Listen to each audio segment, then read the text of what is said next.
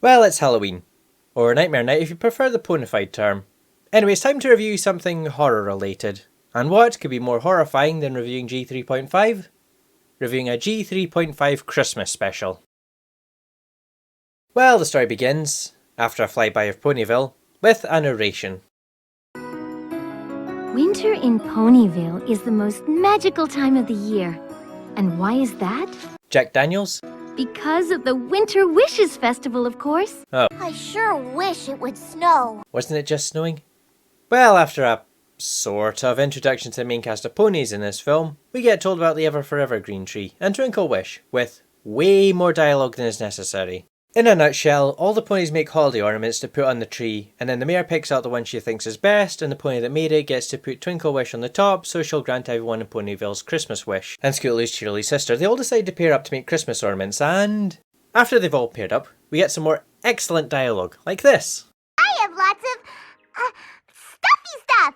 Truly worthy of hitting your head against the table for. That is something that is wrong with this film. A lot of the dialogue is pointless.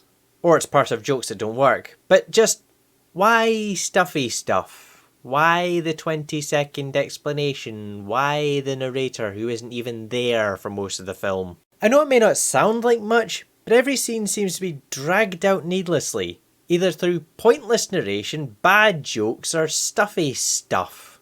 It's not making it any easier to understand. Kids aren't that stupid. And this is hardly Shakespeare. While all that's going on, it turns out Cheerilee has no one to make an ornament with. Although I'd be more concerned about that missing leg. So she goes to make an ornament all by herself. Aww. Anyway, the next scene is them all making their Christmas ornaments. Not really that much to say other than I can tell these ponies have the brains of Swiss cheese because of their reaction to when they realised they forgot about Cheerilee. Okay, Cheerilee, let's see your ornament. We forgot my sister! They all try to make it up to Cheerilee by offering her things from their ornaments. And is it just me, or does all their ornaments just look like random collections of bits with no rhyme or reason? Even Cheerilee's. At the festival, I am here! I have arrived! I have reached my destination! what did she swallow a thesaurus? Anyway, she picks Cheerilee's ornament as the winner. I still think the pinecone was better. And as such, she's trusted with Twinkle Wish's box, which must not be opened until the festival. So guess what happens? Scootaloo opens the box. And then this happens. Make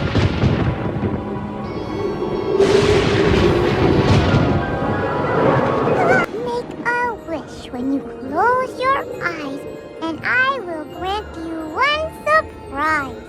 Oh, how's this for a surprise?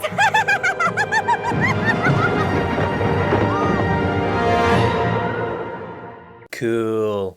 Why couldn't more of this film been like that? Cheerilee is of course cross at Scootaloo for opening the box. We have to figure out where that dragon took Twinkle Wish. Pinkie Pie being sensible. Starsong follows the dragon and she sees she took Twinkle Wish to Willy Nilly Mountain. Why is it called that? The mountain is named for the strange behavior of the weather. It changes suddenly and drastically for no apparent reason. Willy-nilly. So it's like Scotland. They decide to chase after the dragon in Pinkie Pie's hot air balloon. However, something's amiss. I did a little itty-bitty bit of packing. You know, I'm going to remember this the next time someone's banging on about seasonal rot and friendship is magic. Sleepless in Ponyville ripped off G3.5. Also, there isn't enough room for Scootaloo and Sweetie Belle, but Pinkie Pie has a solution. We need you and Sweetie Belle to take special care of Twinkle Wish's box until we come home.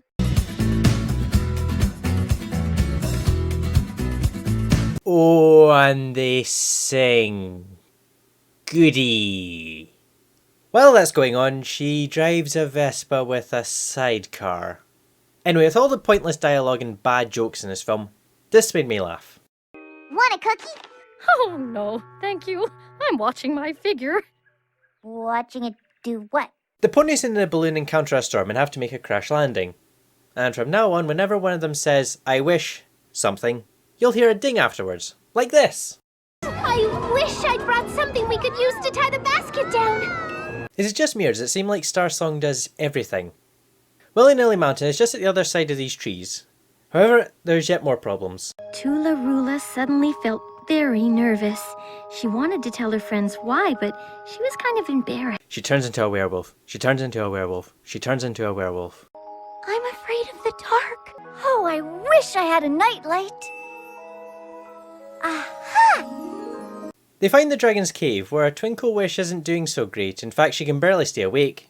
The dragon says something about friends, but her voice just makes me think of Janice from Friends. Oh, I'm Whimsy Weatherby. Come in, have a seat. That said, for some reason I'd quite like to see her make an appearance in Friendship is Magic. I don't know, maybe it's because I'd like to see how she'd work off of Spike. Well, the ponies get straight down to business and ask about Twinkle Wish. They then sing a song about friends. I can't really tell if it's good or bad, so I'll just say it's a song. They then ask Whimsy for Twinkle Wish back, but Whimsy thinks they're trying to trick her, so she kicks the ponies out of our cave. Oh, I wish there was some way Twinkle Wish would be at the festival tonight, and that everything would be all right. Well, Cheerilee then arrives at the festival and apologises for losing Twinkle Wish. Actually, this ending reminds me a lot of the Flintstones Christmas Carol. You know, the one where Scrooge and Belle get back together at the end. Yeah. Why don't you put her on top of the tree, Scootaloo? There you go, Twinkle Wish. Now it's time. We don't need to make wishes. Our wishes already came true. And that's... Wait, what the... Dreams do come true. Yes, they do. Dreams do come true. Yes, they really do. Sometimes you'll find your heart's desire. Shut up! Seriously! The story is over. Why are you still singing? This is padding at its very worst. Okay, a little bit of padding is fine. It slows down the story and lets us get to know the characters. But this... I bet if you remove the pointless dialogue, weird pauses, the songs and this character, you could probably cut about 15 to 20 minutes out of this 40-minute film.